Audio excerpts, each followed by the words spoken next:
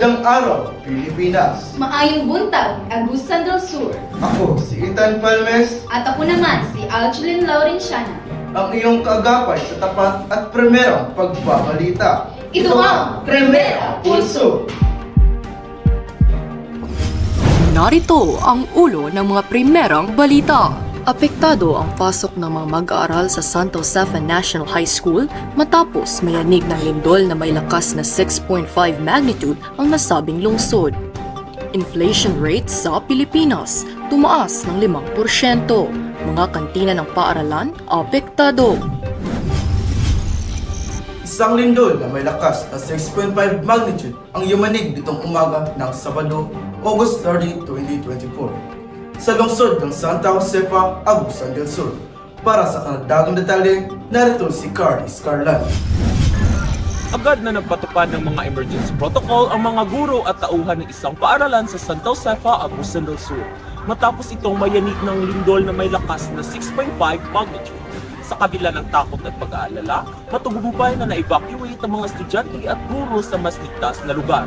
Walang naitalang malubhang na sugatan, subalit ilan sa mga estudyante ang nakaranas ng pagkabahala at panghihina.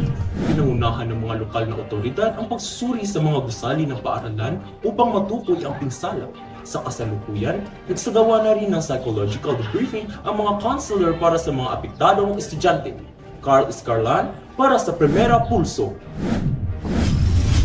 Nagkaroon ng muling pagbilis at pagtaas ng inflation rate ng bansa nitong nakaraang Setyembre matapos ang 6 na buwang sunod-sunod na pagbaba nito.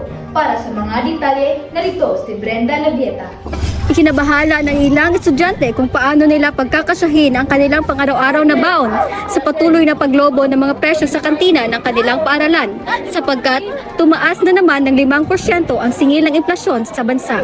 Ayon sa Philippine Statistics Authority, bumilis ang inflation rate noong nakaraang buwan, punsod ng pagtaas sa presyo ng iba't ibang pagkain. Maging ang kantin ng isang paaralan sa lungsod ng Santa Josefa, Agusan del Sur ay naapektuhan ng nasasabing inflasyon na siya namang naglikha ng mga reaksyon sa mga estudyanteng mamimili. Batid na batid talaga ang inflasyon kahit dito sa eskwelahan, ma'am. Pamahal ng pamahal ang presyo ng Coke. Ayon sa may-ari ng kantin, hindi rin daw maiwasan ang pagpatong sa mga presyo ng kanyang mga binibenta. Hindi talaga maiwasan magtaas ng presyo, ma'am. Kung tutusin nga, wala na akong halos nakita.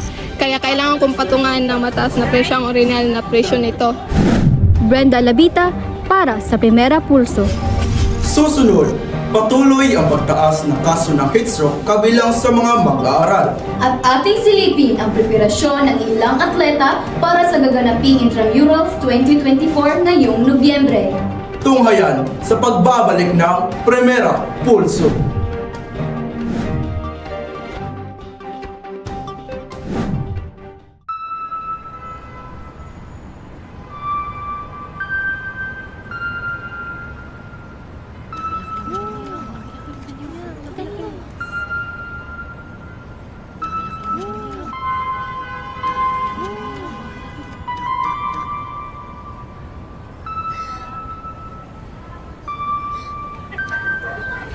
Hindi ako marumi.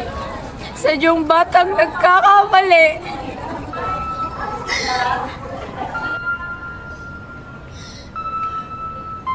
Hindi pagkukonsinti ang hindi paghuhusga. Ito'y anyo ng pagbibigay suporta sa mga biktima. Iwasan ang panghuhusga.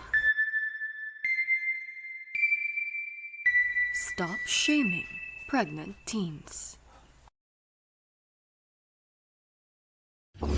Patuloy ang pagtaas ng insidente ng heatstroke sa mga mag-aaral. Una sa balita, narito si Nicole Ganancial. Nag-ulat ang paaralan sa Santa Josefa, Agusan del Sur na pagtaas na talagang kaso ng heatstroke sa mga mag-aaral, sanhi na matinding init ng panahon. Maraming estudyante ang nakaranas sa pagkapagod, pagkahilo at iba pang sintomas na nagdulot ng pangangailangan para sa agarang medikal na atensyon. Ayon sa mga eksperto, ang hindi sapat na hydration at ang matagal na pagkakalantad sa araw ang pangunahing sanhi ng mga insidente. Ang mga guro at administrador ng paaralan ay nagbigay ng paalala sa mga estudyante na uminom ng sapat na tubig at umiwas sa labas sa mga oras na matinding init. Ang mga magulang ay hinimok din na magbigay ng suporta sa kanilang mga anak, kabilang pagbibigay ng sapat na tubig at mga cooling packs. Nananawagan ng mga otoridad sa lahat na maging mapanuri at alerto sa mga sintomas ng heat stroke upang maiwasan ang malalang epekto nito. Nicole Ganancial para sa Primera Pulso. Sa iba pang balita, ating silipin ang preparasyon ng ilang estudyanteng atleta para sa paparating na Intramurals 2024 ngayong Nobyembre. Ito'y kwentong hatid ng ating kapulso, Claire Argos.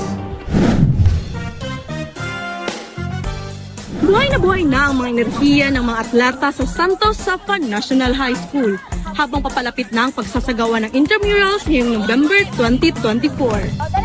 Galak na ang mga estudyante, lalong-lalo na ang mga estudyanteng nanggaling sa Special Programming Sport o SPS. Galak na po kami ng mga kaibigan ko sa parating na intramurals. Ibig sabihin, may practice, walang pasok! Binibigyang oras ng mga estudyanteng atleta para sa kanilang practice sa alas 3 hanggang alas 5 ng hapon. Sa kasalukuyan, bukas na ang pagpapalista sa iba't ibang sports event, kagaya na lamang ng basketball, volleyball, badminton, table tennis at iba pa. Claire Argos para sa Primera Pulso. Sa ating mga kapulso mula Luzon, Visayas at Mindanao, manatili pa rin po sana kayong maingat. Manalig pa rin po tayo sa Panginoon. Mga kapulso, para sa karagdagang updates, bisitahin lamang ang www.primerapulso.com.ph. At yan ang mga balitang aming nakalap sa oras na ito. Sa muli, ako po si Ethan Palmes. At ako naman si Alchelin Laurenciana, naghahatid ng patas at primerang mga balita. Una sa serbisyo, Una sa balita, ito ang Primera Pulso.